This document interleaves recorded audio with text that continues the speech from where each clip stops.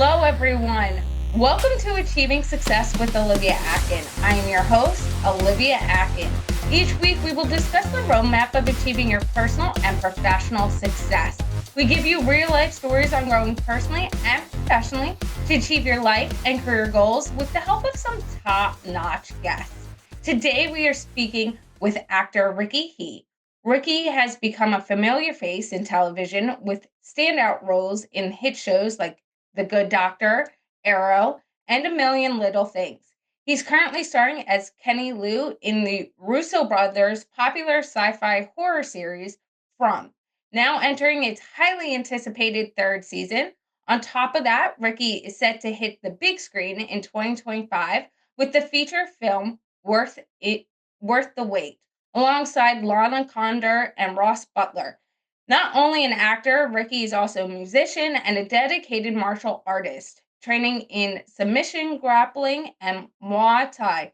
I can't wait for all of you to hear more about his journey and what drives his success, both on and off the screen. Hello, Ricky. It's fantastic having you on the show today. Hi, thanks for having me. To start off the show, can you tell me what success means and looks like to Ricky He? Um, it, like the early 20 versions of me would have said, it always kind of felt like I'm playing like a video game, which is so weird because I actually don't like playing video games. But it always felt like playing a video game in the sense that like I'm like, okay, cool. So you do the main quest, which is like getting through life, and then you just try to collect as many accolades and achievements as you can, like just like chopping out all these side quests. But I think as I'm getting older and maybe a little bit more mature, um, I'm just realizing that maybe that's not as sustainable. And right now, what success kind of looks like, to me, obviously aside from um, family and stuff like that, it's success feels like still like a video game, but more in the sense of like maxing out your stats. You know what I mean? Like I just want to get as good as I can at the things that I enjoy as much as I can, and to basically just keep doing cool stuff. I think that's so important as well that we highlight what you said there of how it can transition, but really maximizing your time and those stats. So when you mention that, what does that look like for you now, where you sit with these different projects? And, when you talk about stats, what does that really mean? Yeah, so I have a friend from high school that um his name's Mahar. He's like a power lifter and a powerlifting coach.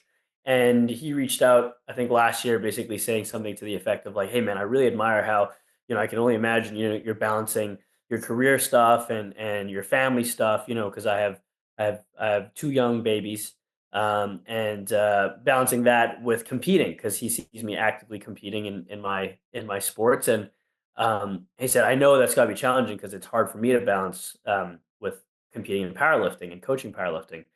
And I think at certain points, the hardest or the most frustrating thing is realizing, uh, is knowing that I can balance these things and optimize like my schedule and my routine so that I can kind of continue to max these stats. The frustrating thing is sometimes realizing that you actually do have to sacrifice certain aspects and just and give up developing those stats, I guess, and focus on other areas. And so I think it's just that it's like fine tuning your life until you find a nice little balance. And because it's always going to be changing, it's almost like it's a dynamic thing. It's not like I've mastered it now. I have the perfect schedule that's going to stay like this for the next 30 years.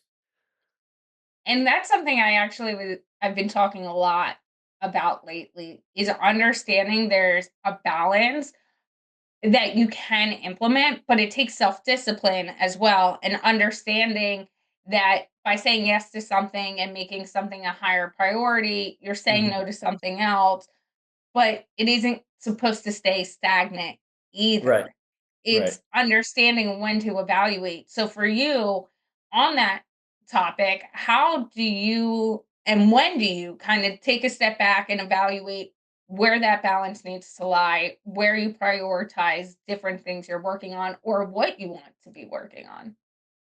Yeah, that's like so I had a mentor give me like such a simple piece of advice when I think I was like probably 18, maybe 17, that really helped me a lot, which is just that I'm the type of person that wants to do everything all the time, all at once.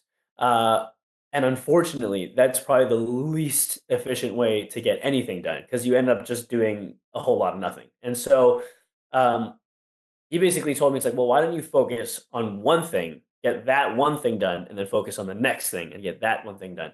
And so I think trying to find that balance or having the discipline to know what areas to prioritize and focus on is basically that, which is like, okay, uh, like you basically create little tiers. You know what I mean? Like so right now I'm in the middle of like rewriting this pilot that I'm trying to get off the ground, and it's like okay, that takes priority over um, training today. You know what I mean? Like I need to get that done before I can even think about training, and so I'll go maximum focus on that. Once that's done, I could be like, okay, cool. I have training today, what did I want to work on in class? You know what I mean? Like, so as opposed to like, oh, I gotta do this and that, like having everything kind of like on this massive bulletin board that's your brain, it's just not sustainable. I have to focus on one thing and then the next thing and then the next thing and then the next thing. And that's something I'm a similar personality where I'm like, give me everything. Yeah. But I've learned over time, there's such a power in saying, okay, self check with myself. I Mm, can do these things. I have these skills. I can figure it out. But really, do I want to do that 16-hour day? Because if you're going to do it well, that's what it's going to end up being. Or yeah. do we say it can be pushed out to a later date or just saying no to it? So I think that's a really big thing to understand, but also like you said, if you say, okay, this has to get done, this is the priority, and just focusing on that. Mhm. I have found a similar thing that when I do that sometimes and then I'm able to go and do another aspect, I'm not thinking about the 10 other things that I Yes. have to do. Yeah. Yeah. I So, think, yeah, I think part of it is like, and this, funny enough, kind of goes into like acting training and also like the martial arts, which is just like sometimes we're so result oriented or so focused on like the ideal outcome is I have all these things done, and so you fantasize or imagine all these things being done at the same time, but and that's fine. Like knowing that the goal is to have one, two, three, four, five things done at the same time, done, but the approach to that is to focus on one and just dial in on that one thing. And like I said, that kind of goes into the acting thing, which is like, okay, if the outcome is to, this is a very vulnerable scene and you have to get into like a very tender place or whatever it is, I can't focus on or chase that emotion. You kind of have to do everything that leads you to that place. So that's. and that being said, how do you get into, and we're going to dive more into this in a little bit, Yeah. but since you mentioned it, I want to cover it. When you have to get into different, I'll call them personalities, different emotions, touch into different things, put on that persona, as it Mhm, might be, whether it's for martial arts and having that mindset, having that facial expressions, really being in that mhm. environment and being present there versus a scene where it is more emotional, different dynamics, different things going on. How do you tap into that and get ready for those moments in life? Um, I think that one of the most uh, impactful things that probably happened to me was when I started training Muay Thai, which is basically just like Thai kickboxing. So it's like kickboxing except there's elbows and knees and clinch and all these little nuances. But um, when I started training Muay Thai, it just gave me a lot of these lessons that weirdly translated really well into acting. And uh, one of those lessons is trusting the process, is the ability to learn. And I think that that's what I've been able that's what's really helped me with the acting, which is like, okay, I have to trust the process of what I'm doing. So all the preparation that goes into acting, preparing for the character, understanding the backstory of the character, what the stakes are, what their objective is, what the other person's objective might be, what the conflict is in the scene, like all this work that feels first like in an intellectual place. I have to understand the piece, and then from an experiential place of like, okay, so how does that make me feel? Like where's the pain in this character and how do I relate to the pain of that character? Like there's just so many little nuances and like things that I've picked up as I've been learning how to do this that sometimes it can feel like overwhelming or like, oh, is this even doing anything? Is this really helping?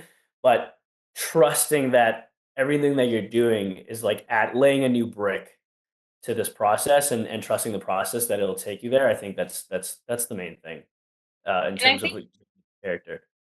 And I think that's something too that can transcend into anything anyone's doing. When you're Yes. learning that new skill where you're trying to be in different areas or show up in different ways to different people, you Hmm. have to sometimes really take a step back and say, okay, how do I need to show up mentally, intellectually, and emotionally?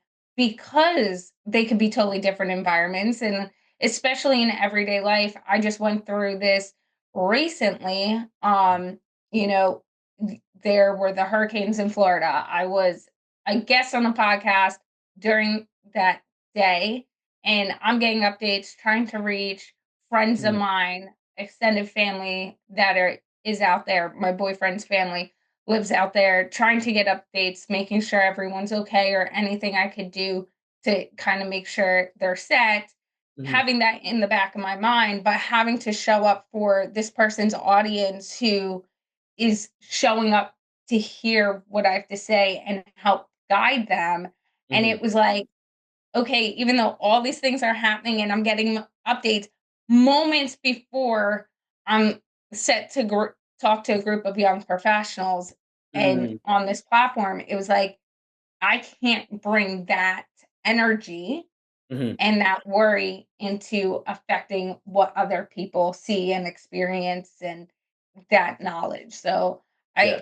I think it's really something that we all should be practicing and be Yeah. mindful of every Yeah. single day. Yeah, yeah. Like you kind of have to you like have to switch hats essentially. You have to put on a different hat for the different occasion. And yeah, I when I was a kid, I did out here in Canada we have this thing called the Royal Canadian Cadet Program, which is I guess like similar to I forget what it's called in the States, but it's like not scouts, but it's like a branch of the Department of National Defense, or rather we're like funded by them, and so it's like a volunteer program to just like help kids develop leadership skills and like survival skills, just like all the fun scout type things. And and that was like kind of like my first experience putting on a different hat, if you will, or like putting on a different character, because I've always kind of been like outside of that program, just in my regular life, I've always kind of been like the goofy class clown, like like way too loud, way too obnoxious, no issues being self-deprecating type kid.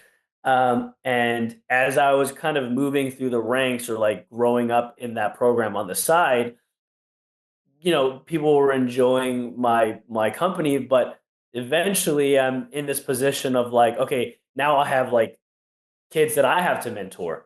And one of the things that I was getting constantly was like, you need to work on like your professionalism. You have to work on your deportment. Which I'm like, as a kid, I'm like, I don't know what that means. I'm just gonna meh, meh, meh, meh," like do my shtick. Uh, and then it just became apparent to me that it's like, okay, cool, like maybe when I put on the uniform, I'm like getting to a new like I change this character. Like the moment I put on the literal hat, like the wedge, I'm this other person. And um so that was like kind of like a weird fun first step into like getting into I guess acting in a weird way, like putting on a character, but like also understanding that like, okay, when I'm here in this space in these clothes, I have to bring on a different expectation for myself and also they're expecting a different version of me. You know what I mean? Still a true version of me, but like a different side of me. And I love the analogy you use with the hats because I think it can be so easy to sometimes forget that putting on that metaphorical hat and maybe like when you're practicing that and getting used to like going, okay, today I have to show up here, the Right. next meeting I have to show up like this. It is saying, okay, I'm taking this hat off and I'm putting this hat on, Mhm. because it can be that thing that just reinforces understanding how you have to show up. And I know everyone wants to be all the time their true authentic self and feel accepted, Mhm. and that doesn't mean you don't have to be. It just means in certain environments, there's certain level of expectations. And I've talked about that. I joked that at one time I had like three different careers. I worked in for Lockheed Martin. I was a professor, and then I was doing my podcast and my consulting. And when I showed up as a teacher, it was also at my alma mater. So the other professors, I knew for a very long time. Right. Students I mentored, but I had gone through those experiences. So so I had to be mindful of, like, I understand what you're going through because I've been here, but, Mhm. like, you need to be accountable. And Mhm. then making sure other teachers were like, "Okay, there she's actually a professor. You can't," certain dialogue and relationships have to shift a little bit. And Right. then when you're in Lockheed Martin, it's all engineering. Okay, you can't speak different ways. It's government contracting. There's Mhm. different processes and procedures to go about. And then you had to take that hat off and go into the hat of like, okay, now you're running your own business. So you have to make all the decisions. Yeah. Yeah. Um, and so you catch yourself sometimes where it can overflow, where you're like, well, why can't I do that? Right? It's my decision. And like at a big company, you can't do that. There's someone who you do have to answer Right. to. Right. Right. Right. Um, but that being said, and you've brought this up a little bit, you've such a dynamic career balancing acting, music, martial arts, which each requires, as you kind of touched upon already, its own form of dedication and discipline. How do each of these passions end up influencing the ways that you approach success and each other? They're all in their different buckets, but I'm assuming that what you're doing and practicing in one area spills over into other areas as well. Yeah, for sure. I think, so if we're going by basically, I mean, I kind of rambled into it, but I guess in my description or definition of success from earlier, like if I were just to simply call that learning, right? Like if I want to get really good at learning all these things, um, then I would say that focusing, say, if I were to just focus on acting and martial arts, um, those two aspects and the learning of one kind of inform the learning of the other a lot, actually. Like there was a lot of crossover that I wasn't really expecting. Around the same time that I started training Muay Thai was around the same time that I genuinely started finding some success in the acting. And one of a couple of the key elements that I learned, say, from the martial arts side of it was like discipline. I'd always been the type of kid that's like, again, off the walls, just bouncing left and right. Probably have some sort of undiagnosed attention thingy, probably. And I think I had always been a clever kid, but I never really learned how to learn, especially in school. And so when I started training, my coach, Michael Lynn, um, he basically told me this really important lesson, which is like everybody loves doing the stuff that they love to do. That's obvious. That's easy. You know what I mean? Like, you like to spar because that's fun. Sure, right? Nobody likes to do the hard thing. Nobody wants to do the difficult thing. And I think that was my first real lesson or understanding at what genuine discipline is. And he said, you have to treat all the things that you don't like to do almost like your own like Rocky like montage moment, right? Like I know you hate running. You got to go run. he said, are there better things that we could do to like improve your cardio and your conditioning for fighting? Probably. But I think you specifically need to go run because you hate running. It's just the mental barrier of it. And so that really helped me dial in for like my discipline when I have to sit down and just do the work for the acting. And then on the acting side of it, it's like staying present to the moment. It's like so cliche at this point because I think every actor, every artist will say like, "Yeah, you just gotta stay present, man. You just gotta be in the moment." But genuinely, that crossed over so well into martial arts because and in my day to day life, like when we're having this conversation, right? Like in martial arts, if I'm not present and looking right over at my training partner or my opponent and looking at what they're giving me, what looks they're giving me, oh, is that a feint? Okay, that's a jab. And I'm not completely present, the consequences are immediate and the consequences are pretty severe. Right. So it's those little things. If I'm just obsessed with it, it's like, okay, well, my goal is to hit him with a cross hook body kick. That's all I'm gonna do, and I'm just not looking, and then boom, you get nailed in the face. So there's tons of like crossovers, and I think not only is it translated from art to martial arts, but definitely in my life as well.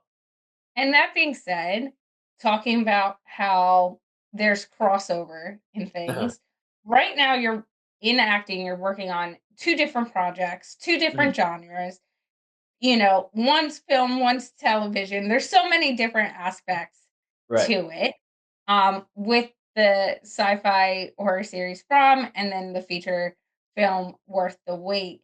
How has working on these contrasting roles challenged you and also inspired you creatively? And how do you approach bringing something unique to each project while getting, which I know you kind of touched upon earlier, staying in the moment, being present, but is there a side of horror that comes into when you're doing more of the film aspect in a different genre and vice versa? Yeah, I think that there's the I mean, comedy is just like tragedy plus time, right? So Um, I love working on comedies. I love working on like really meaty and like terrifying, like for me, terrifying like projects that challenge me like in a really vulnerable way.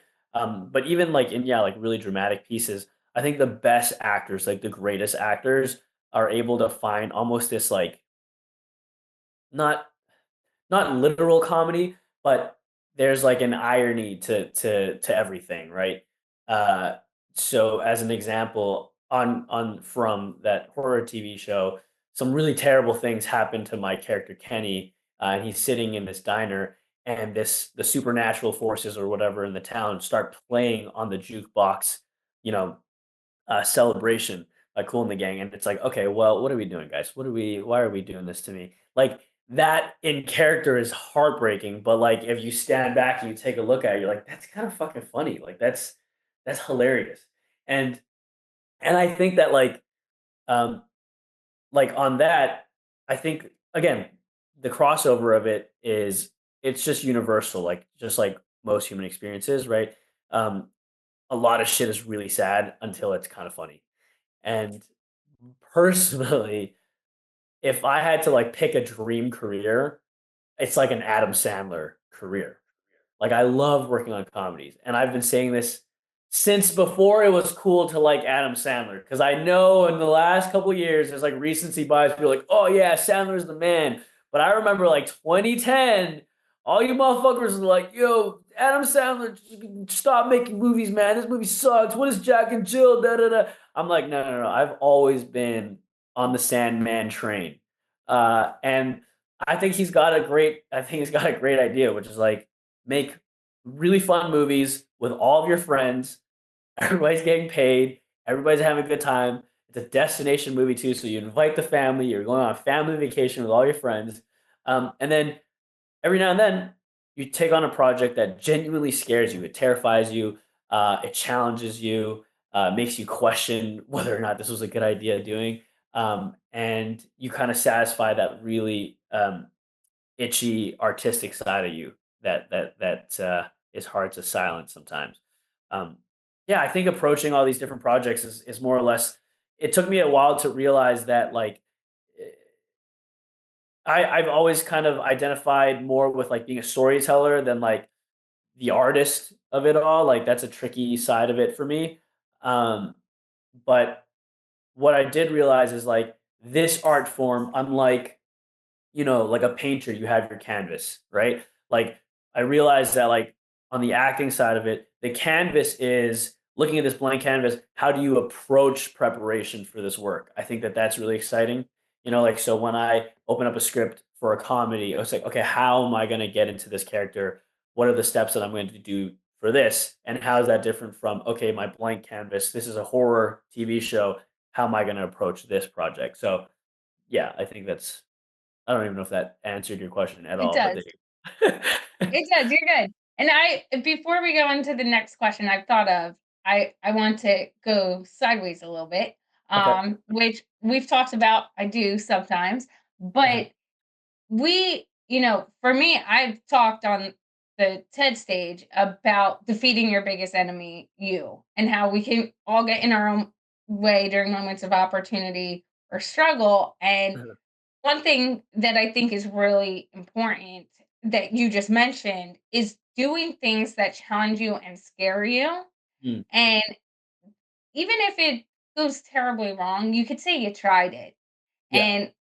and say, okay, I did it. I know what the outcome was. Because I Yeah. think the biggest thing for all of us is 20, 30 years from now looking back and going, okay, if I tried that, should Mhm. I've taken that opportunity? Should I just have seen what it was like? And that self-doubt. So for you, when you take on those challenges, like you just mentioned, getting out of your comfort zone, pushing past the fear, how do you kind of regulate yourself that as that fear is creeping in and go, I don't know if I should do this. I don't know. And some of that self-doubt to reinsure yourself, like you just got to keep going and see where this plays. Um, so when I was a kid on the playground, I promise we'll come back. I'll make it work. Ready? When I was a kid on the playground, um, you had like those kind of like monkey bar things, right? And you at one point, me and a bunch of the kids were like, "Oh, I bet you can't jump to the third thing. Skip the first two and just leap for the third one." Um, Everyone was trying to jump hard for the third one. But what I realized from that at that point was when you hesitate and you hesitate, you're always going to miss it. You have to just completely and fully commit. Um, and there's fear, right? There's no bravery without fear, but you have to silence the fear momentarily and just fully commit. And when you do, you will reach that third monkey bar. And so I think and I understand this is the achieving success podcast. So I hate to, just hit you across the head with a bunch of like motivational, inspirational quotes. But it is true what they say, right? Like everything that you want is on the other side of discomfort. And that's like something that my kid's like two. My oldest is two. He doesn't know what the hell is going on. But I'm trying to impart that in this 2-year old, like in our day to day lives starting now, because it is true. Like it's everything you're afraid of. I'll never forget um, when I had my first ever amateur Muay Thai fight. Uh, there is no fear like that. Not only are you about to walk on stage, right, in front of all your friends and family with lights focus beaming on you, but you have someone across the stage from you that is literally trying to knock your lights out and beat the hell out of you. Beat the hell out of you. And I remember thinking as I was walking out, like, I'm not that nervous. I'm not that nervous. But as I was walking up, and my girlfriend was like, "Yeah, you look so smug when you're walking out," and that's because I had my chin all the way up. I was like looking down my nose, like I was like just like swinging my arms, like I like owned the place. But actually, what was happening internally was I was like, "Oh shit! Oh shit! Oh fuck! Oh fuck!" If I even drop my head for a second right now, I feel like I could cry. Like it was this massive, overwhelming adrenaline and fear. But and anyone that's ever fought or competed like this will tell you after the fight, for maybe about a week and a half, maybe even 2 weeks, I felt untouchable. Like I could do anything. I could do no wrong. I could walk into any room, own the room. There was no fear because I just faced the greatest fear that I could have faced, which is like standing across from someone that wants to beat me to death, basically. And so, and funny enough, I think that weekend, like I fought on Saturday, and I think on Monday I had my audition for The Good Doctor, and I walked in the room the way that I do, but there was just this levity and this like almost like apathy to the project. Not in the sense that I didn't care or that I didn't want it, but I was just like, yeah, it's gonna work or it's not gonna work. And so, yeah, I think yeah, discomfort is the thing that's that's the only thing that's in between you and the things that you want. And that also reminded me of something I was talking to recently to one of my boyfriends, uh, someone who's under him in rank. So my boyfriend, people have probably heard on the show already, but he is a chief in the U.S. Coast Guard. And obviously, I am an entrepreneur and I've had many different experiences before this. And so for me, I was recently talking to some of the guys and I was telling them this idea I had to start an additional business for something that I've seen the Coast Guard and military really need and Mm, want to be able to give back to that community and provide resources to those individuals. mm, And I'm like telling them the idea to kind of see responses. I had already beta tested it, but like they're in it every single day. right. And they were like, "This is awesome. Like, we need this. This is Mm, amazing." Like, and like they were already like, "If you actually follow through with this, we will buy it. Like, you already have orders." And they were the one individual, Chris, said to me, Olivia, I want to ask you, like, how do you think of these? And like, you're telling me right now you're about to take this and in like 3 weeks actually implement it. Like, how do you do that? Like, I couldn't mm, even imagine doing that. And I mm, said, everyone has great ideas. Everyone has out of the box different things. The mm, things that set you apart from someone else, and I've noticed this is like I'm going to lean into the fear and go, okay, this was the idea. I think it could work. Now, okay, do not get me wrong. The ideas that you think of that everyone looks at you strangely, like, come on, yeah, right? yeah, yeah, Like, yeah. this is It's not definitely always don't a do, hit. Yeah, right, yeah, right. Don't yeah, always do it. Don't yeah, always fall on your sword and just lean into it.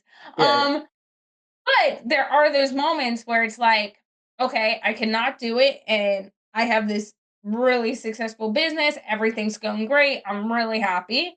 Mhm, Or you could try it. And if it doesn't happen, at least I know I tried it and it's not staying in the back of my head. And I said to him, the massive difference is most people think of the idea or that thing they want to pivot into or try, right? Martial arts, acting, and they go, "Oh wait, I can't do it. It's scary." This and that, and they don't actually take the next step, and that's a big differential. mm, Is taking that next step. There's a stat out there that says if you practice the same thing 18 minutes a day, you're already ahead of 90% of the people in that industry or in doing what you're doing because people aren't taking the time to right. really better themselves or to lean into it Mhm, longevity wise. mhm, So mhm, that was something you made me think of that I kind of wanted to focus on a little bit. But that being said, for you, I mhm, want to also touch upon, I know we're getting towards the end, but your television from the television show From has mhm, grown over the past 3 years. And I feel like every year it's getting more and more people go talking about it and really diving into it. For you, what has been the most rewarding part of that experience? And where do you try to bring new ideas or new perspectives in every time you go into filming? Because it is, a series that is continuously growing and getting more and more hype, I feel like. Yeah, I mean, I think what we've basically been talking about is without having it become without having it become a liability, I'm a little bit obsessed with just getting as good as I possibly can at the things that I love doing. And obviously, acting and then acting on From specifically is exactly one of those things. And so each year between seasons, that's the focus. It's like, okay, how do I get even better at this? And how do I take it to the next level in terms of uh, being super authentic in my portrayal of grief or the things that the character is going through.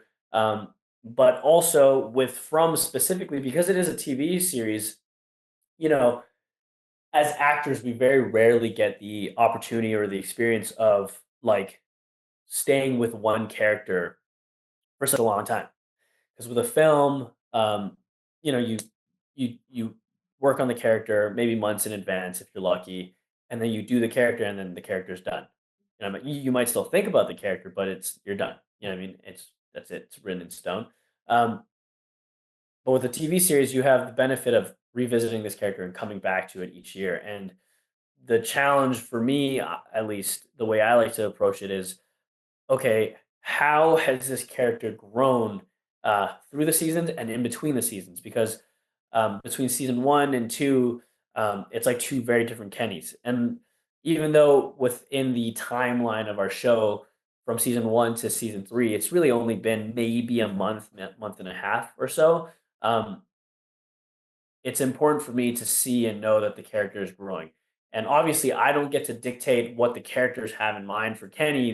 They write the script, but it's like little things that I try to just like play with the dials and toggle in between seasons because like things like posture, uh, things like the way that I'm projecting my voice in character uh, because it's easy to almost kind of fall into this rhythm of like, well, I know who Kenny is. I've been doing him for 3 years.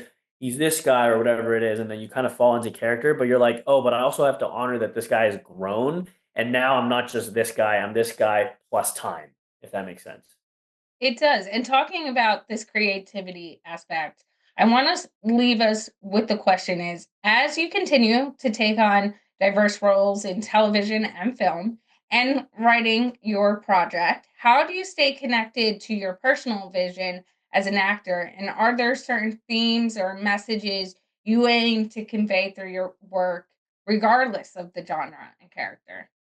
Yeah. I mean, um, I'll start with I'll start with like an actual actionable thing that I am constantly working on, which is very similar to what you're talking about. There's this I forget I'm blanking on his name right now, but there's a strength and conditioning coach who has this concept called greasing the groove, which is just um, basically what you were saying. But if I were to use the analogy of I have a pull-up bar on my door, if every single time I walk through that door I do two pull-ups, in a month, my pull up is going to get way stronger, right? So it's just like getting these small, minute reps in every single time. And I think that on our previous topic about like facing your fears or discomfort, I think you can kind of like add little elements of like small challenges, small little areas of discomfort in your life that feels like greasing the groove. The more I can confront fear or discomfort, the better I will be at embracing it. And so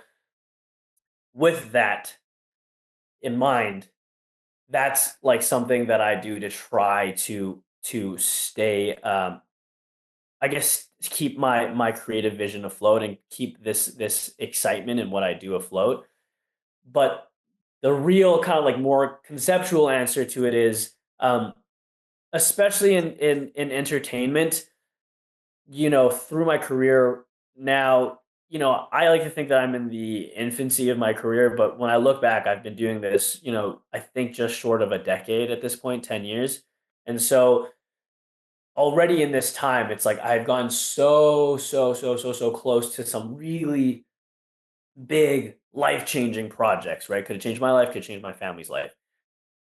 And every time at the cusp of that, and then having it not work out, the disappointment kind of sometimes puts you in this like really weird bad headspace where not only are you disappointed, but you start kind of obsessing over, okay, what's the next big thing I can do? What's the next thing that I can do that'll really blow up my career and I'll be a household name and so I call that for a lack of a better word, I call that clout demon mode. I just go into clout demon mode and I'm like, I need to find the next big thing that'll help me blow up. Um, but that in itself is of course not sustainable, and it's such a gross and heavy and negative weight on your shoulders. Um, that anytime that happens, in order to kind of stay connected to my personal vision for my career, I basically just focus on what's something that I really want to do that's like genuinely exciting to me, just because it's fun and exciting to me, or has a really important personal message and is important to maybe my story, my family story, or is an important story to tell for the world. Like maybe it's impactful for other communities.